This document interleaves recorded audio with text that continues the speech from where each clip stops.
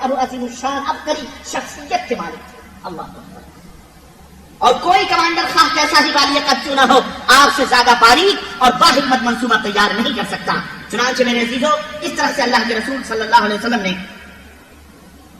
اس کے بعد جب فوج تیار ہو گئی نبی صلی اللہ علیہ وسلم کھڑے ہوئے اور آپ شجاعت اور بہادری کی روح پھونک رہے ہیں صحابہ کرام کے دلوں میں اور خطبہ فرما رہے ہیں اور اعلان فرما رہے ہیں کہ جب تک میں حکم نہ دوں تب تک کوئی بھی اپنی جگہ سے حرکت نہ کرے.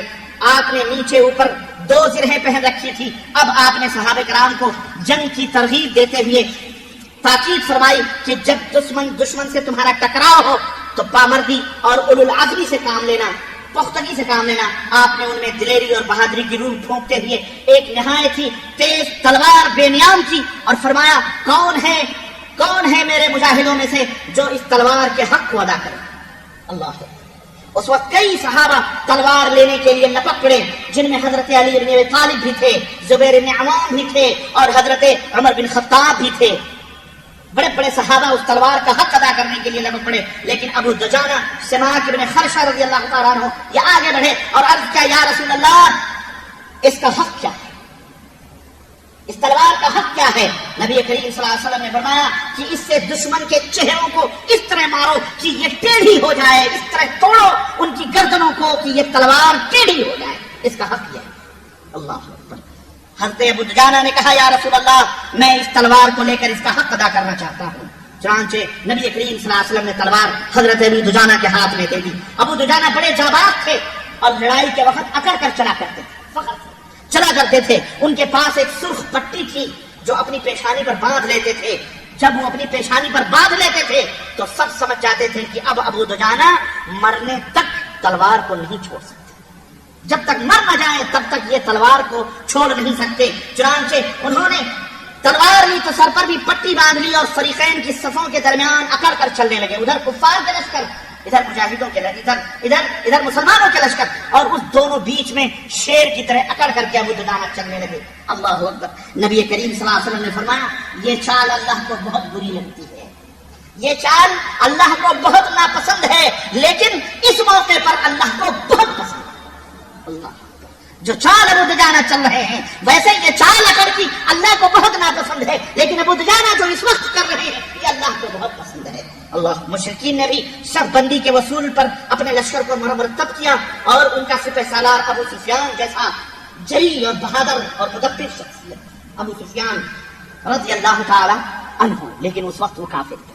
ابو سفیان جس نے قلب لشکر میں اپنا مرکز بنایا ہوا تھا, میمنہ کو حضرت خالد بن ولید, اس وقت خالد بن ولید ہم کہیں خالد بن ولید کے حوالے کیا ہوا تھا جو ابھی تک مشرک تھے. میسرہ پر اکرمہ ابن ابو جہل کے بیٹے اکرمہ کو رکھا تھا اور پیدل فوج کی کمان صفوان ابن امیہ کے پاس تھی اور تیر اندازوں پر عبداللہ ابن ربیعہ کو مقرر کیا ہوا تھا اور جھنڈا بنو عبدالدار کی ایک چھوٹی سی جماعت کے ہاتھ میں تھا. یہی وہ بنو عبدالدار ہیں جو ہمیشہ سے بنو ہاشمی اور جو ہے زمانے میں ہی پچھلے جاہلیت کے زمانے ہی میں جھنڈا انہی کے ہاتھوں میں ہوا کرتا تھا. چنانچہ اس وقت بھی جھنڈا انہی کے ہاتھوں میں تھا اور ان کا پورا خاندان بنو عبدالدار کا فوجیوں میں جھنڈا لیا کرتا تھا اور آج بھی جھنڈا اسی کے ہاتھ میں ابو سفیان نے دیا اور کہا سنو یہ عہد کرو کہ اس جھنڈے کا تم حق ادا کرو گے. بدر میں تم نے ذلیل کیا, فلانے جگہ تمہاری وجہ سے جھنڈا نیچے گرا, اب یہ جھنڈا نیچے نہیں گرنا چاہیے. میرے عزیزو جھنڈے کی بڑی اہمیت ہوا کرتی تھی. جھنڈا اگر جنگ میں گر جائے تو سمجھو فوج کی ہمتیں پست ہو جاتی ہیں. اس لیے اللہ کے نبی نے بھی جھنڈے رکھے تھے اور تین تین جھنڈے تھے اللہ کے نبی کے, اور ان کے پاس ایک جھنڈا تھا. چنانچہ بنو عبدالدار نے کہا ہم اپنی جانیں دے دیں گے لیکن یہ جھنڈا نیچے نہیں گرنے. المہم جنگ کے شروع ہونے سے کچھ پہلے مسلمانوں کی صف میں پھوٹ ڈالنے اور ان کو آپس میں جھگڑا پیدا کرنے کے لیے پالیسیاں دی جاتی, سیاسی پالیسیاں ہوتی. لڑائی شروع ہونے سے پہلے ہے نا دشمن کیا کرتے ہیں یا ہوشیار کیا کرتے ہیں, وہ پھوٹ ڈالنے کی کوششیں کرتے ہیں. چنانچہ پھوٹ ڈالنے کے لیے ابو سفیان نے کیا کیا, ابو سفیان نے ایک پھوٹ ڈالنے کے لیے ایک لیکچر کیا, ایک تقریر کی. اور تقریر کیا کی, کہا اے انصاریوں مدینے کے لوگوں سنو, تم سے ہمارا کوئی جھگڑا نہیں, تم سے ہمارا کوئی جھگڑا نہیں. یہ جو مہاجرین آئے ہیں مکے سے جو ہمارے چچیرے بھائی ہیں ان سے ہماری لڑائی ہے, تم واپس چلے جاؤ.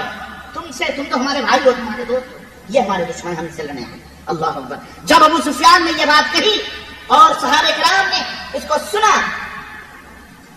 اللہ اکبر. انہوں نے کیا کہا؟ جس کے ایمان کے آگے پہاڑ بھی نہ ٹھہر سکے، ایسی پھسپھسی چالیں اور ایسے مکاریانہ اور جانیانہ باتیں چل سکتی ہیں؟ اللہ اکبر. صحابہ کرام نے نہایت ہی سخت جواب دیا. انصاریوں نے بڑی ہی کڑوی کسیلی بات کی اور کہا خاموش، دشمن اللہ کا دشمن ہے، تو ایسی باتیں کر رہا ہے. چنانچہ اب بالکل لڑائی کا آخری پوائنٹ آ گیا، یوں سمجھیے صفر قریب آ گیا اور دونوں فوجیں ایک دوسرے کے قریب آ گئی. تو قریش نے ایک اور بھی اپنے مقصد کو حاصل کرنے کی ایک اور کوشش کی. وہ نہیں چاہتے تھے لڑنے کے لیے، وہ جانتے تھے کہ مسلمانوں نے بدر میں تو ہماری ٹکا بوٹی اڑائی ہے، یہاں اگر کچھ ہوگا تو مشکل ہو جائے، لیکن وہ کسی طرح سے بچنا چاہ رہے تھے. چنانچہ ایک اور شخص کو ابو عامر فاسق راہب کے نام سے مدینے میں مشہور تھا، وہ منافق، وہ کافر تھا، وہ جو جا کر کافروں میں مل گیا تھا، منافق تھا وہ. چنانچہ اس کا نام تو ابو عامر راہب تھا، لیکن اللہ کے نبی نے اس کا نام ابو عامر فاسق رکھا تھا. وہ پہلے ہی سے جا کے کفار کے ہاں اونٹ کھاتا تھا احد میں، جب سے وہ آئے تھے 3 تاریخ سے. چنانچہ ابو سفیان نے اس کو استعمال کیا کہ یہ تو قبیلے کا بڑا مانا جاتا ہے، اس کو بھیج دو، یہ کچھ کہے گا تو ہو سکتا ہے 2-4 پھوٹ پڑ جائے. چنانچہ ابو عامر کو بھیجا گیا اور وہ سامنے آیا. سامنے آ کر کے اس نے کیا کیا؟ اس نے کہا اپنی قوم کو پکار کر کہا کہ لوگوں، تم مجھے جانتے ہو میں کون ہوں؟ میں ابو عامر ہوں، ابو عامر ہوں. تو صحابہ کرام نے ادھر سے جواب دیا، تو ابو عامر راہب نہیں، تو فاسق ہے، فاسق. میرے نبی نے تجھے فاسق کہا ہے، اور اللہ تیری آنکھ کو خوشی نصیب نہ کرے، واپس چلا جا، تو کہاں آیا ہمارے سامنے؟ یہ جواب اس نے کہا. اس نے جب سنا تو اس نے کہا ہو میری قوم میرے پاس شر سے 2-4 ہو گئی ہے. ارے جب لڑائی شروع ہوئی تو اس نے وہ بڑی پرزور لڑائی لڑا. وہ خبیث ابو عامر جو تھا، اس نے خوب جم کر پتھر صحابہ کرام کے اوپر برسائے. اس طرح میرے عزیزوں، قریش کی جانب سے اہل ایمان کی صفوں میں جو دراڑیں پیدا کرنے کی کوشش کی گئی 2 انداز سے، وہ تمام کی تمام کیا ہو گئی؟ پست ہو گئی، ختم ہو گئی. اب جوش و ہمت دلانے کے لیے قریشی عورتیں باہر نکلی. قریش کی وہ 15 عورتیں، لڑکیاں جو آئی تھی فوجیوں کو جوش دلانے کے لیے، اب وہ اپنے فوجیوں میں نکلی. ابو سفیان کی بیوی ہند بنت عتبہ ان کی کمانڈر تھی. اپنے کفار مشرکین کے صفوں میں گھوم گھوم کر اور دب پیٹ پیٹ کر جوش دلاتی تھی اور غیرت دلاتی تھی اور کہتی تھی کہ ویہا بنی عبدالدار، ویہا حمات الابدار، ضربن بکل بطار. دیکھو بنی عبدالدار کے لوگوں، دیکھو پشت کے پاسدار کے لوگوں، خوب کرو شمشیر کا وار، خوب کرو شمشیر کا وار. اور کہتی تھی کہ ان تقبلوا نعانق ونفرش النمارق او تدبروا نفارق فراغ غیر وامق. شعر کہتی تھی کہ اگر آگے بڑھو گے، اگر مارو گے ان کو تو ہم تمہیں اپنے گلے لگا لیں گے، تمہارے لیے قالینیں بچھائیں گے، اور اگر پیچھے ہٹو گے تو ہم تم سے جدا ہو جائیں گے، تم سے روٹھ جائیں گے. آگے بڑھو، آگے بڑھو. اس طرح کے حوصلے فوجیوں میں دلانے کے لیے انہوں نے استعمال کیا. المہم یہ تمام سب جب ختم ہوا، دونوں فریق آمنے سامنے ہوئے اور بالکل قریب جنگ کے ہوئے لڑائی کا مرحلہ شروع ہو گیا. جنگ کا پہلا ایندھن مشرکین کا جو علم بردار جھنڈا اٹھانے والا طلحہ ابن ابو طلحہ عبدری تھا.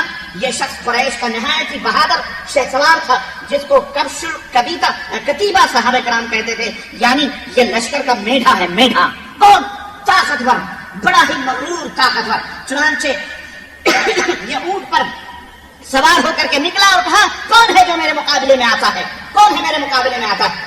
اس کی شجاعت کا شہرت تھا.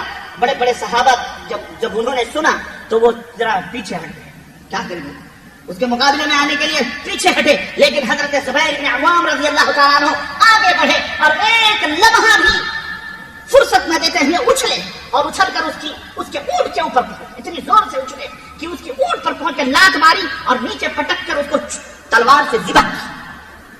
حضرت زبیر بن عوام رضی اللہ تعالیٰ تلوار سے ذبح کیا. اور جب نبی کریم صلی اللہ علیہ وسلم نے یہ ولولہ انگیز منظر دیکھا تو فرض مسرت سے نبی کریم صلی اللہ علیہ وسلم کی زبان سے اللہ اکبر کی تکبیر کے نعرے بلند ہو گئے. تو تمام صحابہ نے اللہ اکبر کا نعرہ لگایا. اس طرح سے خوشی کی ایک لوہے دوڑ پڑی. اور اس موقع پر نبی کریم صلی اللہ علیہ وسلم نے فرمایا کہ ہر نبی کا ایک مددگار ہوتا ہے، حواری ہوتا ہے، اور جاؤ زبیر آج سے تم میرے حواری بنتے. اللہ، یہ لقب دیا تھا نبی صلی اللہ علیہ وسلم.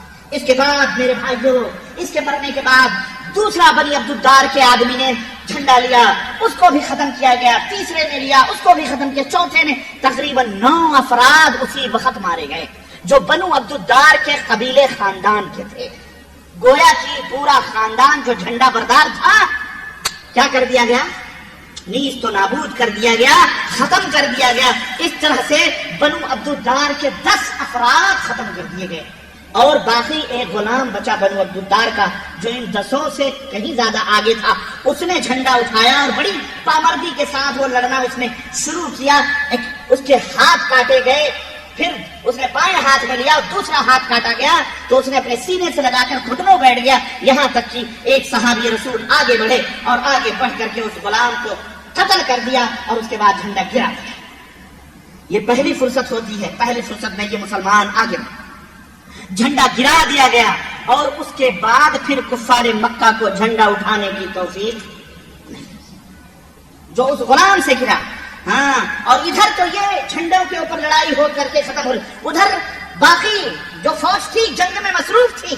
ادھر یہ ایک منظر یہ تھا، ادھر باقی فوجیں جنگ کی ایک طرف مشرکین کا جھنڈا مارکے میں گرا تو دوسری طرف شدید جنگ جاری تھی، اور مسلمانوں کی صفوں پر ایمان کی روح چھائی ہوئی تھی، اس لیے وہ شرک و کفر کے لشکر پر سیلاب کی طرح ٹوٹ پڑ رہے تھے، جس کے سامنے کوئی بند نہیں ہوتا۔ مسلمان اس موقع پر امت امت امت امت کا نعرہ لگاتے تھے، مارتے تھے، کہتے امت امت مار مار مار مار۔ ان کے فوج میں ایک ہمہمہ تھا، امت امت امت امت، یعنی مار مار مار مار۔ ادھر حضرت ابو دجانہ نے اپنی سرخ پٹی باندھے نبی کریم صلی اللہ علیہ وسلم کی تلوار تھامے اس کے حق کی ادائیگی کا عزم مصمم کیے پیش قدمی کر رہے تھے، اور لڑتے ہوئے دور جا گھسے۔ وہ جس کسی مشرک سے ٹکراتے اس کا صفایا کرتے، اور مشرکوں کی صفوں کی صفیں پلٹتے ہوئے حضرت ابو دجانہ آگے بڑھ رہے تھے۔ حضرت زبیر بن عوام کہتے ہیں کہ مجھے نبی نے صلی اللہ علیہ وسلم نے، میں بھی بڑھا تھا لینے کے لیے، مجھے تلوار نہیں دی، حالانکہ میں ان کا پھپھیرا بھائی تھا، تو مجھے بڑی تکلیف ہوئی، تو میں نے سوچا کہ ابو دجانہ نے لیا ہے، اس کا کیا حق ادا کرے گا، ذرا پیچھا کریں۔ چنانچہ کہتے ہیں کہ میں نے ان کا پیچھا کیا، دیکھیں کہ ابو دجانہ کس طرح سے اس کا حق ادا کرتے ہیں۔ وہاں بھی دیکھیں یہ مناظر چل رہے ہیں۔ حضرت ابو دجانہ کے بارے میں کہتے ہیں کہ وہ میدان میں پٹھی باندھ کر کے جب نکلے تو کہنے لگے انا الذی عاہدنی خلیلی ونحن بالصفح لذی النخیل اللہ اقوم الدہر فی القبول اضرب بسیف اللہ ورسولی، کہ میں نے اس نخلستان کے دامن میں اپنے خلیل نبی صلی اللہ علیہ وسلم سے یہ وعدہ کیا ہے کہ کبھی صفوں کے پیچھے نہیں رہوں گا، بلکہ آگے بڑھ کر اللہ اور اس کے رسول کی تلوار چلاؤں گا۔ اس کے بعد کہتے ہیں انہیں جو بھی ملتا قتل کر دیتے۔ ادھر مشرکین میں ایک شخص تھا جو ہمارے کسی بھی زخمی کو پاتا تو اس کو قتل کرتے۔ جو زخمی ہو گئے تھے صحابہ، وہ کچھ 2-4 ایسے بھی ڈھونڈتے رہتے تھے، کون زخمی ہے کون تڑپا، اس کو مار ڈالتا۔ تو حضرت زبیر بن عوام کہتے ہیں میں پریشان تھا، اچانک دونوں میں ٹکر ہو گئی، حضرت ابو دجانہ میں اس میں ٹکر ہو گئی، دونوں نے ایک دوسرے پر ایک وار کیا۔ پہلے مشرک نے ابو دجانہ پر تلوار چلائی، لیکن ابو دجانہ نے حملہ ڈھال کر روک لیا اور اس کی تلوار اسی ڈھال میں اٹک گئی۔ اس کے بعد ابو دجانہ نے تلوار چلائی اور اس مشرک کو ہی ڈھیر کر دیا۔ اس کے بعد ابو دجانہ صفوں پر صفیں درہم درہم کرتے ہوئے آگے بڑھے، یہاں تک کہ مارتے کاٹتے عورتوں تک پہنچ گئے، عورتوں تک پہنچ گئے۔ چنانچہ ان کا بیان ہے کہ میں نے ایک انسان کو دیکھا کہ وہ لوگوں کو بڑے زور زور سے جوش دلا رہا تھا، میں نے اس کو نشانے پہ لیا اور تلوار جو ہی اٹھائی تو اس نے ہائے چیخ پکار شروع کی، اور پتہ چلا کہ وہ عورت ہے، تو انہوں نے کہا کہ میں نے رسول اللہ صلی اللہ علیہ وسلم کی تلوار کو بٹا نہیں لگنے دیا، میں نے فوراً تلوار روکی۔ اور وہ کون تھی؟ ابو سفیان کی بیوی ہند بنت عتبہ۔ اللہ اکبر۔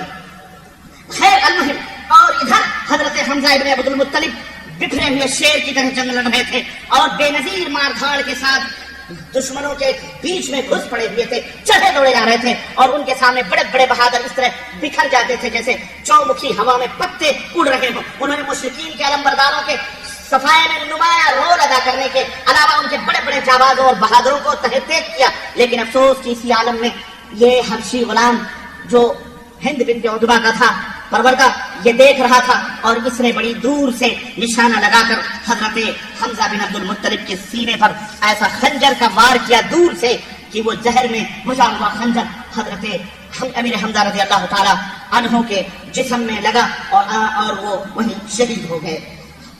اللہ انا للہ و انا الیہ راجعون۔ شیر خدا اور شیر رسول حضرت حمزہ کی شہادت کے نتیجے میں مسلمانوں کو جو سنگین خسارہ اور ناقابل تلافی نقصان پہنچا، اس کے باوجود بھی جنگ میں مسلمانوں کا پلہ بھاری رہا۔ اور ذرا آؤ مسلمانوں، تمہیں اس میدان جنگ کے چند نمونے بھی دکھائیں۔ اس میدان جنگ میں کیسے کیسے لوگ شریک ہو رہے ہیں. ذرا ادھر دیکھو، یہ جاباز، یہ شہباز جافروش لوگوں میں یہ ایک نوجوان حضرت حنظلہ رضی اللہ تعالیٰ عنہ ہیں. یہ کون ہیں؟ یہی ابو عامر پاگل راہب کے صاحبزادے. سنو، اس طرح سے اسلام اور کفر میں رہا کرتا تھا کہ یہی ابو عامر کے بیٹے ہیں حضرت حنظلہ جو غسیل الملائکہ جن کا لقب ملا تھا. اور وہ کس طرح سے رات کی تاریکیوں میں منادی رسول نے جب مدینے میں اعلان کیا کہ غزوہ احد میں لڑائی کرنے کے لیے تیار ہو جاؤ، اور صبح کا سویرا جب چھٹا اور منادی رسول نے اعلان کیا، اپنے دلہن کی پہلی رات شب عروسی کے بسترے پر سوئے ہوئے حضرت حنظلہ کے کان میں یہ آواز پہنچی کہ پکارنے والا نبی کی نام لے کر جہاد کے لیے پکار رہا ہے. بسترے میں لیٹے ہوئے اسی حالت میں اپنے بیوی کے باہوں سے چمٹے ہوئے فوراً بسترے سے الگ ہوئے. بیوی نے کہا، میرے سرتاج کیا بات ہے؟ آج شادی کی پہلی رات ہے اور آج کہاں جا رہے ہو؟ انہوں نے کہا، مدینے رسول صلی اللہ علیہ وسلم کے منادی نے آواز دی ہے، مدنی تاجدار کے منادی نے آواز دی ہے، اے میری دلہن، اگر یہ رات میں تمہارے باہوں میں رہ کر کے گزاروں گا تو کل قیامت میں اللہ کے سامنے کیا جواب دوں گا. اسی بستر عروسی سے اس نے قدم پکڑ لیے اور کہا کہ تمہیں نہیں معلوم کہ آج کی یہ رات ہماری پہلی رات ہے، آج دو دلوں کے دھڑکنوں کی راتیں ہیں، آج تم مجھے تنہا چھوڑ کر بلبلاتے ہوئے زندگی بھر کے لیے کہاں جا رہے ہو؟ کہنے لگے، میں وہاں جا رہا ہوں جہاں میرے نبی نے بلایا ہے. وہ رات اسی وقت حضرت حنظلہ نکلے اور لڑتے ہوئے نرالی شان سے میدان جہاد میں تشریف لائے. اور میرے بھائیو، اس کے بعد حضرت حنظلہ نے میدان کارزار میں وہ بہادری دکھائی کہ صفوں کو چیرتے ہوئے ان کے سپہ سالار ابو سفیان کے سر پر جائے. ابو سفیان کے سر پر پہنچے اور قریب تھا کہ ابو سفیان کو قتل کریں کہ اتنے میں وہ گڈھا جو ان کافروں نے کھودا ہوا تھا سامنے اور اس کے اوپر کھجور ڈالے ہوئے تھے، جب آگے بڑھے تو اس گڈھے میں پھنسے. اتنے میں ابو سفیان کا ایک دوست شداد ابن اوس، اس نے دور سے دیکھا کہ ابو سفیان کو اب قتل ہونا ہے، اس نے دور سے جھپٹ کر حملہ کیا اور حضرت حنظلہ اسی کھڈے میں گرے اور وہیں تلوار آئی اور وہ شہید ہو. اور یہی وہ حضرت حنظلہ ہے کہ جب میدان کارزار ختم ہوا تو نبی کریم صلی اللہ علیہ وسلم نے کہا تمام لاشوں کو جمع کیا جائے. جمع کیا گیا، حنظلہ کی لاش نہیں ملی. تھوڑی دیر میں حنظلہ کی لاش نظر آئی تو اس سے پانی ٹپک رہا تھا. نبی کریم صلی اللہ علیہ وسلم نے پوچھا کہ کیوں اس کے جسم سے پانی ٹپک رہا ہے؟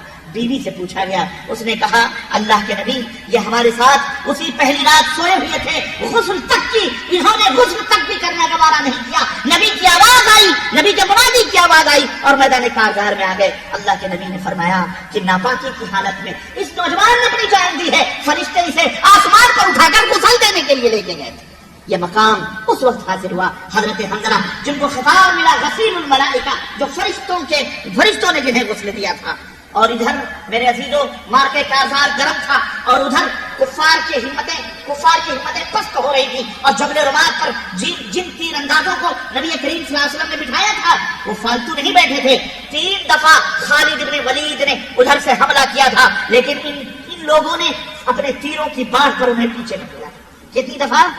3 دفعہ ادھر سے چھلنی کیا ان کے جسموں کو. اور کچھ دیر تک اسی طرح شدید لڑائی ہوتی رہی اور چھوٹا سا اسلامی لشکر رفتار جنگ پر پوری طرح مسلط رہا اور بالآخر مشرکین کے حوصلے ٹوٹ گئے. ان کی صفیں دائیں بائیں آگے پیچھے بکھر گئی. گویا 3000 مشرکین کو 700 نہیں بلکہ 30,000 مسلمانوں کا سامنا تھا.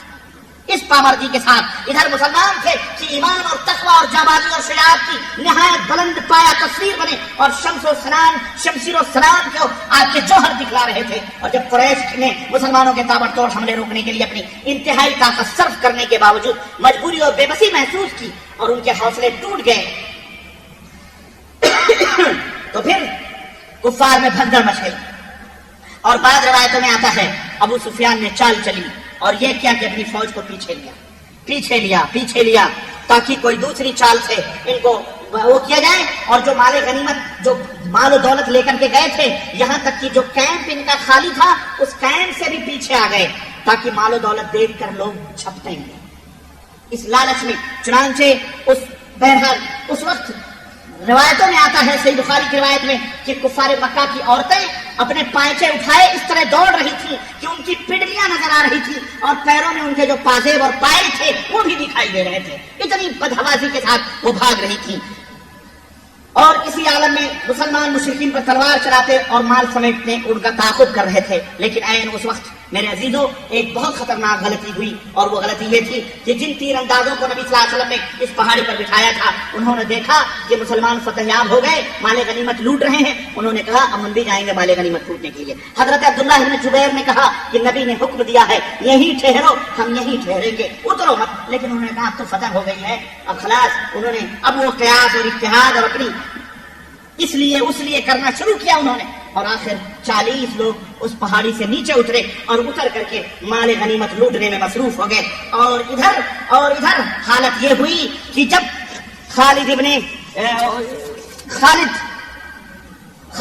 ولید جو مسلسل اس گھات میں لگے تھے، آخری لمحے تک اس گھات میں لگے تھے، جب خالد ابن ولید نے دیکھا جو 3 بار وہاں پر حملہ کر چکے تھے کہ یہ موقع بڑا سنہرا ہے، 10 آدمی ہیں، فوراً 200 کی فوج لے کر پیچھے سے انہوں نے حملہ کیا کہ 10 آدمیوں کو چکر کاٹ کر وہیں تہہ تیک کیا اور اس کے بعد مسلمانوں پر پیچھے سے ٹوٹ پڑے. ادھر قبیلے بنو حارث کی ایک عورت جو عمرہ بنت القمہ تھی کافرہ، اس نے لپک کر جھنڈا اٹھا لیا. ادھر خالد بن ولید نے مسلمانوں پہ حملہ کیا اور ادھر اس عورت نے جھنڈا اٹھا لیا. مشرکین نے دیکھا جھنڈا اٹھا ہوا ہے، پھر جمع ہو گئے. اور اس طرح سے مسلمان ایک تو ادھر سے کفار آئے اور ادھر سے خالد بن ولید گویا 2 پتھر کی پاٹوں کے بیچ میں جس طرح گیہوں پیسا جاتا ہے اس طرح مسلمان پس گئے. اور نتیجہ اللہ اکبر اللہ اکبر. اس وقت رسول اللہ صلی اللہ علیہ وسلم اس طرح سے نتیجہ ہوا میرے عزیزوں کہ مسلمانوں میں بھگدڑ مچ گئی اور مسلمان بھاگ کر کچھ پہاڑیوں پر چڑھ گئے اور کچھ اتنی تیزی سے بھاگے کہ وہ مدینہ پہنچ گئے. یہ حالت ہوئی. اور ادھر نبی کریم صلی اللہ علیہ وسلم کے پاس صرف 9 صحابہ. کتنے؟ 9 صحابہ کرام. اللہ اکبر. نبی صلی اللہ علیہ وسلم یہ منظر دیکھ رہے ہیں کہ سارے بھگدڑ مچی ہوئی ہے. اب ایسی صورت میں نبی چاہتے تو اپنا اور اپنے صحابہ یہ 9 کو لے کر کسی محفوظ گھاٹی میں پہنچ سکتے تھے، یا تو وہاں ٹھہرے رہیں تو موت کو دعوت دیں، یا تو محفوظ گھاٹی میں جائیں تو پورے صحابہ پسیں گے. اللہ کے نبی نے اللہ اکبر آزمائش کے اس نازک ترین موقع پر نبی کریم صلی اللہ علیہ وسلم نے نہایت ہی شجاعت اور بہادری کا مظاہرہ فرمایا اور آپ نے جان بچا کر بھاگنے کے بجائے اپنی جان کو خطرے میں ڈال کر صحابہ کرام کی جان بچائی. اور وہ اس طرح سے کہ خالد بن ولید کے شہسواروں کو جیسے ہی نبی نے دیکھا بلند آواز سے صحابہ کرام کو پکارا، اللہ کے بندو ادھر دیکھو ادھر دیکھو. حالانکہ آپ صلی اللہ علیہ وسلم جانتے تھے کہ یہ بھاگے ہوئے مسلمان ان تک میری آواز بعد میں پہنچے گی اور یہ جو کفار قریب سے قریب تر ہیں میری آواز ان تک بہت پہلے پہنچے گی. اور ہوا ہے کہ مسلمان بعد میں سمجھے اور کفار نے پہلے مشرکین بھاگ گئے اور انہیں پتہ چل گیا کہ یہی موجود ہے محمد صلی اللہ علیہ وسلم. اب کیا تھا؟ ان کا ایک دستہ مسلمانوں سے پہلے ہی، کافروں کا ایک دستہ مسلمانوں سے پہلے ہی وہاں پہنچ گیا اور باقی شہسواروں نے تیزی کے ساتھ مسلمانوں کو گھیرنا شروع کر دیا. اب باہم محاذ کی تفصیلات میرے بھائیوں الگ الگ رہی ہیں.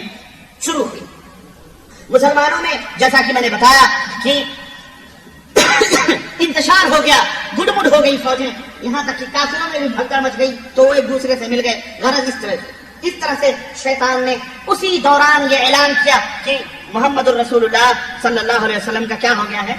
خاتمہ ہو گیا ہے، ان کو مار ڈالا گیا. اور بیچ میں بڑے واقعات ہیں اور اس طرح کے واقعات ہیں کہ میں آپ کو کیا بتاؤں، وہ پوری بہت ہی وہ سمجھیے. مسلمان کہتے ہیں کہ ہمارے ہاتھوں سے تلواریں چھوٹ گئی. کسی نے کہا جب محمد نہیں رہے تو ہمیں زندہ رہ کر کے کیا فائدہ. کسی نے کہا جس دین پر ہمارے نبی مرے ہیں چلو ہم بھی اپنے دین پر مر جائیں. اس وقت اللہ تعالیٰ نے وہ آیت کریمہ نازل فرمائی وما محمد الا رسول قد خلت من قبله الرسل افإن مات أو قتل انقلبتم على أعقابكم، کہ محمد ایک رسول ہیں، اگر وہ مر جائیں یا شہید کر دیے جائیں تو بتاؤ کیا تم پھر کافر ہو جاؤ گے؟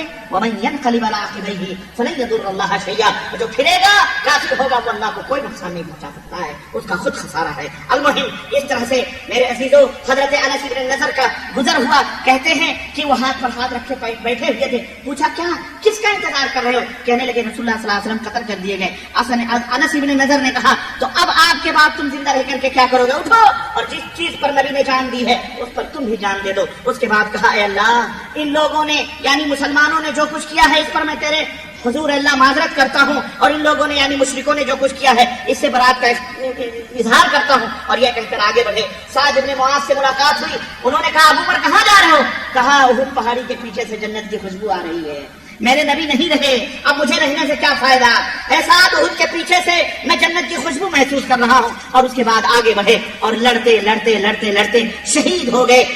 اور جسم کے اوپر اتنے زخم لگے اتنے زخم لگے اتنے زخم لگے کہ کوئی حضرت انس بن نضر کو پہچان تک نہ سکا. ان کی بہن آئی اور انہوں نے انگلیوں کے پور سے پہچانا کہ یہ میرے بھائی ہیں. ان کے جسم پر 80 زخم لگے ہوئے تھے تلواروں. اس طرح حضرت انس بن نضر نے اپنی جان دے دی. اس طرح ثابت بن دحاح نے اپنی قوم کو پکارا کہ لوگوں اگر محمد قتل کر دیے گئے ہیں تو اللہ تو زندہ ہے، اللہ کبھی موت اللہ کو نہیں آنی ہے، وہ تو نہیں مر سکتا، اس لیے اپنے دین کے لیے لڑو، اللہ تمہیں فتح دے گا. یہ تربیت تھی نبی کریم صلی اللہ علیہ وسلم کی. محمد قتل کر دیے گئے، شہید کر دیے گئے، مر گئے تو کیا ہوا؟ اللہ کا دین تو باقی ہے، اللہ زندہ ہے. اس پر انصار کی ایک جماعت اٹھ پڑی اور ثابت نے ان کی مدد سے خالد کے رسانے پر حملہ کر دیا اور لڑتے لڑتے خالد کے ہاتھوں نیزے سے شہید ہو گئے. حضرت خالد کے ہاتھوں وہ بھی شہید ہو گئے اور انہی کی طرح ان کے ساتھی بھی لڑتے لڑتے شہید ہو گئے. اور ایک مہاجر صحابی کا واقعہ آتا ہے کہ ایک انصاری صحابی کے پاس سے گزرے، خون میں لت پت تھے. مہاجر نے کہا کہ بھائی فلاں آپ کو معلوم ہو چکا ہے کہ محمد صلی اللہ علیہ وسلم قتل کر دیے گئے. انصاری نے کہا اگر محمد قتل کر دیے گئے تو وہ اللہ کا دین پہنچا چکے ہیں، اب تمہارا کام ہے کہ اس دین کی حفاظت کے لیے لڑو، اس دین کی حفاظت کے لیے لڑو. اس طرح میرے عزیزوں حوصلہ افزا اور غلط انگیز باتوں سے اسلامی فوج کے حوصلے پھر بحال ہو گئے اور اس طرح سے پھر جو ہے ایک جنگ پھر شروع ہوئی. اور ادھر عین اس وقت جبکہ اسلامی لشکر نرغے میں آ کر مشرکین کی چکی کے دو پارٹوں کے درمیان پس رہا تھا، نبی کریم صلی اللہ علیہ وسلم کے گرد کفار کا حلقہ تنگ سے تنگ ہوتا جا رہا تھا. اور وہ کفار یہ چاہتے تھے کہ کسی طرح سے اس رسالت کے شمع کو بجھا دیا جائے اور آج محمد کو ختم کر دیا جائے. استغفر اللہ. اور اس طرح سے میرے عزیزوں کارروائی شروع کی انہوں نے تو رسول اللہ صلی اللہ علیہ وسلم کے ہمراہ جیسا کہ میں نے بتلایا صرف کتنے آدمی تھے؟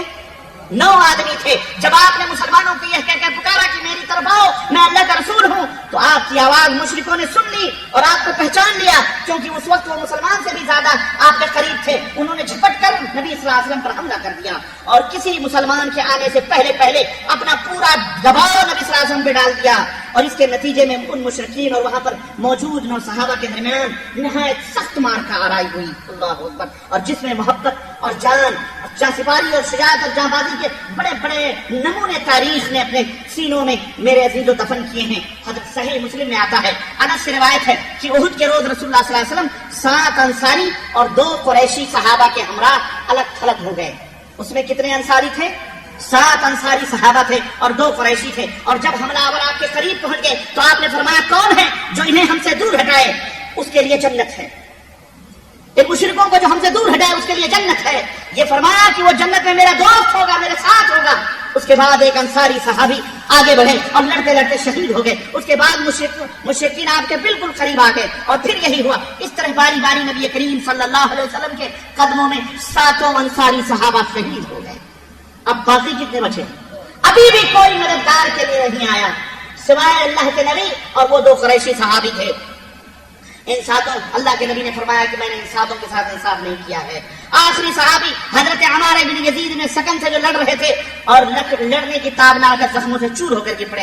ابن سکن کے گرنے کے بعد نبی کریم صلی اللہ علیہ وسلم کے ہمراہ صرف 2 قریشی صحابی رہ گئے. چنانچہ صحیح بخاری صحیح مسلم میں آتا ہے کہ جن ایام میں آپ نے مار کا آرائیاں کی ان میں سے ایک لڑائی میں آپ کے ساتھ طلحہ بن عبید اللہ تھے اور سعد بن ابی وقاص. یہ 2 صحابی باقی بچے تھے اور ان کے علاوہ کوئی نہیں رہ گیا تھا. یہ لمحہ نبی کریم صلی اللہ علیہ وسلم کی زندگی کے لیے نہایت ہی نازک ترین لمحہ تھا، جبکہ مشرکین کے لیے انتہائی ہی سنہری موقع تھا کہ جب 3 آدمی صرف نبی کے محافظین اور باقی چاروں طرف سے کفار نے غزوہ احد کے اس پہاڑی کے ٹیلے کے پاس نبی صلی اللہ علیہ وسلم کے گھیرے کو تنگ کر لیا تھا. بڑا ہی سنہری موقع تھا. اور حقیقت یہ ہے کہ مشرکین نے اس موقع سے میرے بھائی کو بھرپور فائدہ اٹھانے میں کوئی کوتاہی نہیں کی. انہوں نے تابڑتوڑ حملے کیے نبی صلی اللہ علیہ وسلم پر اور چاہا کہ آپ کو قتل کر دیا جائے. اور اسی حملے میں عتبہ بن ابی وقاص جو سعد بن ابی وقاص کا بھائی تھا اور کافر تھا، عتبہ بن ابی وقاص نے آپ کو قریب سے جا کر کے پتھر مارا آپ کے چہرے مبارک پر، جس سے